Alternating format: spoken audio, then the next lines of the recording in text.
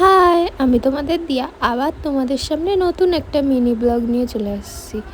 আর তোমরা জানো তো, আজ দিনটা ছিল শনিবার, কিন্তু আমি সকাল থেকে ভাবছি রবিবার।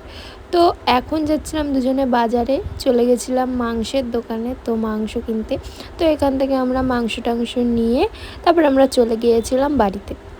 তারপর আমরা বাড়ি গিয়ে রান্নাবান্না করে খেয়ে দিয়ে তারপর আমরা বেরিয়েছিলাম 4:30-র সময়। আমি ভাবছিলাম একটু ভিডিও করব, তার একটু ঘুরতে। আর এখন দেখো চারিদিকে ঝলমলে রোদ, কিন্তু 5টা 5:30 না বাজতেই নামবে বৃষ্টি। তারপর আমরা চলে গিয়েছিলাম পেট্রোল পাম্পে তেল ভরতে, আর গিয়ে দেখি যে তেলের গাড়ি এসছে। তারপর আমরা সেখান থেকে চলে গিয়েছিলাম রাম মন্দিরে। আর এই রাস্তাটায় আমি কয়েকটা ভিডিও করলাম, রাস্তাটা খুব সুন্দর লাগছিল।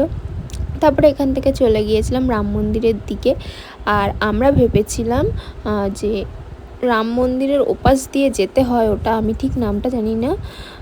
আমরা চলে গিয়েছিলাম ওই একটা ঘাট হয়েছে সেখানে যাওয়ার জন্য, কিন্তু আমরা চলে গিয়েছিলাম রাজারহাট থানার দিকে।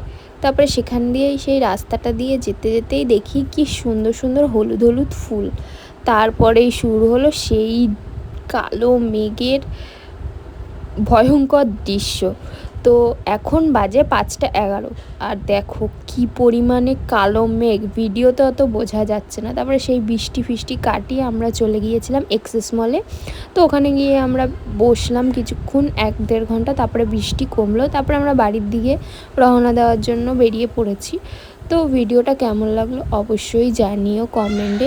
আর তোমরা যারা নেক্সট ভিডিও দেখার জন্য অবশ্যই ফেসবুক পেজটাকে ফলো করে দিও, আর ইউটিউব থেকে যারা দেখছো অবশ্যই সাবস্ক্রাইব করে দিও। চলো টাটা।